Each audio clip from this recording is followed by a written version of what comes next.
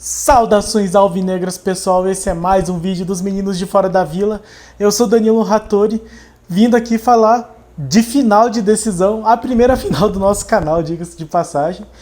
Amanhã, 10 horas da manhã, estádio lá no Parque das Alianças, Santos e Palmeiras e Santos, né, que manda dos caras, pela Copa São Paulo de Futebol Júnior. Os meninos da vila enfrentam lá o Palmeirinhas e... bom, essa partida já está cheia de polêmicas, muita controvérsia, muita incompetência da Federação Paulista. Mas antes de falar de tudo isso, agradeço novamente a todos os nossos inscritos. Estamos aí com 317. Muito obrigado, Stephanie, pela divulgação, certamente ajudou bastante. Muito obrigado a todos que comentam, a todos que deixam like aí. Já peço, se você não é inscrito, se inscreve no canal, deixe seu like, deixe seu comentário, dê a sua força aí para nós que fazemos conteúdo sobre o Santos Futebol Clube. Santos Futebol Clube que, com a sua categoria Sub-20, estará na grande final da Copa São Paulo de Futebol Júnior, o torneio mais tradicional desse começo de ano, assim. E desde já eu quero deixar muito claro até a minha felicidade, a minha satisfação de poder estar falando dessa final. É claro que tem muita coisa envolvida, nós vamos discutir isso já, mas nos últimos anos o Santos não tem tido boas campanhas na Copinha. E então eu tava assim meio pensando, né, que ia ter que ter bastante pauta, ter que inventar muito conteúdo, caso o Santos fosse eliminado muito cedo na Copinha, e não foi. O profissional vai estrear na quarta-feira, mas nós tivemos pauta até amanhã, até terça-feira, graças a essa excelente campanha dos meninos da Vila. Então, muito obrigado aí à equipe. Eu acho que, independente do que aconteça amanhã, nós queremos muito que venha o título, mas já é uma campanha memorável. E, inclusive, se ganhar, eu acho que devia virar filme por tudo que aconteceu nesse torneio com o Santos, e principalmente essa questão da final. Mas a campanha já valeu bastante, já revelou jogadores, já teve momentos memoráveis e emocionantes. E estamos aqui para falar dessa final que acabou trazendo aí muito adicional de emoção que nós não costumamos ter nesse começo de ano, antes de começarem as competições. Então vai ter rivalidade, é um clássico, é um jogo que acaba sendo importante muito mais para eles que nunca ganharam o título do que para nós, mas não bastasse tudo isso, ainda tem o adicional da Federação Paulista de Futebol, que não apenas deu o mando de campo, o direito da torcida única para o Palmeiras. A torcida única já é um tipo de incompetência da segurança pública e da própria federação, porque afinal de contas os problemas que acontecem, na minha opinião, acontecem porque você não tem uma fiscalização e uma punição para quem comete esse tipo de eventos, né? Essas violências, essas agressões, esses vandalismos que foram o que levaram a essa situação de torcida única no estado de São Paulo em clássicos. Mas a gente pode ver que, por exemplo, na semifinal da Copa Votorantim Sub-15, a torcida do Palmeiras fez uma situação lá, causou uma situação bastante ruim, invadiu a outra parte da torcida, depredou o estádio, enfim, causou muita confusão. Na verdade, a categoria de base do Palmeiras já deveria perder o direito ao torcedor só por causa disso. Deveria ter uma punição, ninguém é identificado, ninguém é punido. No próprio jogo do Palmeiras contra o São Paulo, com o mando do São Paulo, teve invasão de torcedor, teve uma faca que foi atirada, então você já vê que não existe nem fiscalização direito e nem punição também, não é identificado direito. E então a torcida única não é, assim, eu até entendo o argumento, mas não acaba sendo determinante para que não tenha violência. E com tudo isso, o Santos vai enfrentar o Palmeiras com a torcida inteira do Palmeiras, e vai ter muita gente, parece que quase 30 mil ingressos, 27 mil parece, foram disponibilizados para a torcida do Palmeiras. E a grande polêmica de agora é que a federação também decidiu que o estádio do Palmeiras, lá o Parque das Alianças, vai ser a sede da final. E isso vai muito contra o conceito de neutralidade que sempre tem na copinha, né? Na final da copinha, que é sempre disputada no Pacaembu, que é o próprio da municipalidade paulistana. Ele é da cidade de São Paulo, ele, enfim, está sem gramado, inclusive. Eu não sei se vai ser usado aí nos próximos anos, mas tradicionalmente era lá. E dada essa circunstância, a federação nem tinha definido um estádio antes, poderia ter definido desde o começo, por exemplo, que ninguém ia reclamar, imagino eu, e esperou se classificar um dos grandes de São Paulo para definir um estádio que acabou favorecendo. Ainda se eles esperassem e falassem assim, não, já que se classificou o Palmeiras, vai ser uma vantagem muito grande, vamos pôr o jogo no Morumbi, por exemplo, faria sentido. No caso, não fez sentido nenhum. E o Santos, nossos meninos da Vila, vão entrar em campo sem torcida e no estádio do adversário. Então a neutralidade que deveria existir na final da Copinha ainda existe totalmente. E, enfim, tudo parte do que é a Federação Paulista de Futebol, uma herdeira direta da CBF no que se refere a corrupção e transparência, digamos assim. Mas a verdade é que nessas condições que os meninos da Vila vão jogar, teve muita gente defendendo que fosse WO. Eu acho que eu entendo também o argumento, pô, tanto faz, assim, a Copa São Paulo nem é o evento mais importante do calendário sub-20, mas para todos esses garotos que se esforçaram muito, que tiveram muito empenho para chegar nessa final, seria muito triste tirar deles o direito de jogar, assim. Então eu acho que tem que jogar e tem que usar isso como motivador. Afinal de contas, com tudo que está envolvendo agora essa decisão, a pressão está muito grande pro lado do Palmeirinhas, né? Porque eles nunca ganharam a Copinha, então tem toda imagino eu que tenha toda uma pressão em cima deles. Acho que até a tia Leila vai lá cobrar os caras de, pô, vocês têm que ganhar, não sei o que, eu não aguento mais essa gozação. Assim, é uma Copa São Paulo, assim, é um campeonato que normalmente você assiste só no fim do ano, no começo do ano, porque não tem outro campeonato para assistir, então ele não costuma ter essa dimensão tão grande. Eu até lembro que em 2010 o Santos foi pra final contra o São Paulo, foi roubado, diga-se de passagem, mas assisti de boinha e tal, fiquei chateado que perdeu nos pênaltis, mas não era nada dessa dimensão, assim. Eu acho que eles estão muito, assim, ressentidos com a piada, com a musiquinha de não ter copinha, não ter mundial, então acabou se tornando algo muito importante para eles.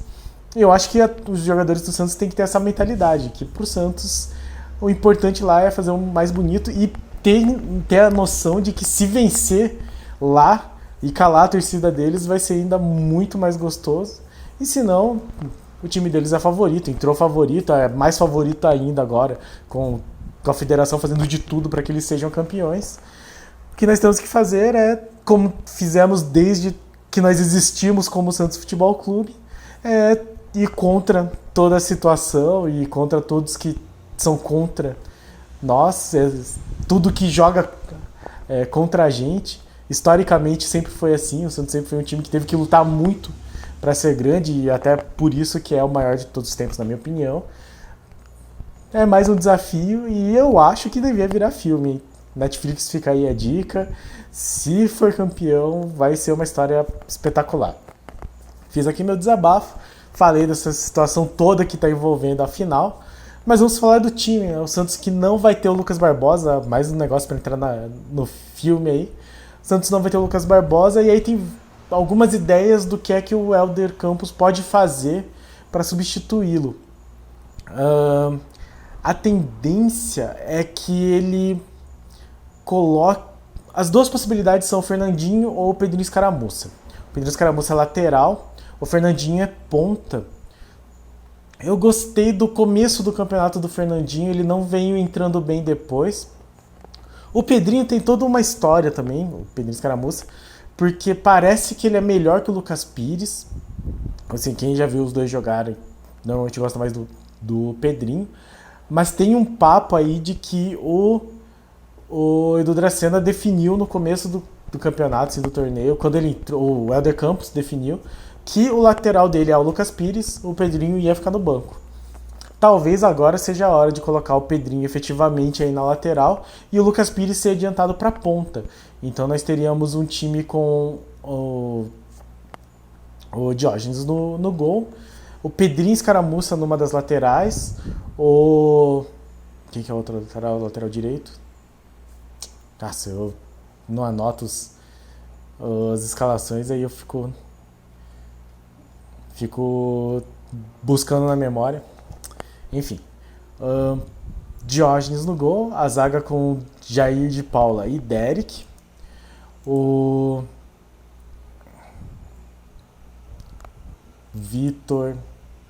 João Vitor no meio, o Ed Carlos tem que jogar, seria uma outra opção o Ed Carlos não jogar, mas eu acho que não vai ser o caso, eu acho que o Ed Carlos segue de titular. Meu Deus, esqueci o nome do lateral direito. O lateral esquerdo é o Lucas Pires. O lateral direito é o Jonathan. Não, o Jonathan tá de volante. O lateral direito é o Sandro Perpétuo. O Sandro Perpétuo tá machucado. Ele tava fazendo um esforço para pelo menos estar no banco, mas possivelmente vai ser o Andrei, que entrou bem no último jogo. Não acho que tenha sido mal. Então acho que o Andrei segue de titular. Bom, o Andrei segue de titular com certeza, não tem dúvida. Eu acho que vai ser ótimo se o Santos conseguir o Sandro Perpétuo no banco, até para ele jogar uns minutos seria muito interessante. Então vamos lá, Diógenes, Jair e Derek, Andrei na lateral, Pedrinho na outra, o meio de campo com o Jonathan, João Vitor, João Balão e Ed Carlos, e aí o ataque com Patati, o Lucas Pires fazendo a ponta e o Juan Seco de centroavante. Então imagino que vai ser esse o time. A outra opção seria a entrada do Fernandinho na ponta. Então o Lucas Pires continua na lateral e o Fernandinho faz aí esse lugar que o Lucas Barbosa faria. Só que o Lucas Barbosa estava jogando mais de direito, então não sei se o Fernandinho entraria na direita ou na esquerda ou se troca o Patati. De qualquer forma, tem que ver o que o Lucas Pires pode fazer também, né? Caso entre o Pedrinho, mas acho que são as duas opções mais possíveis.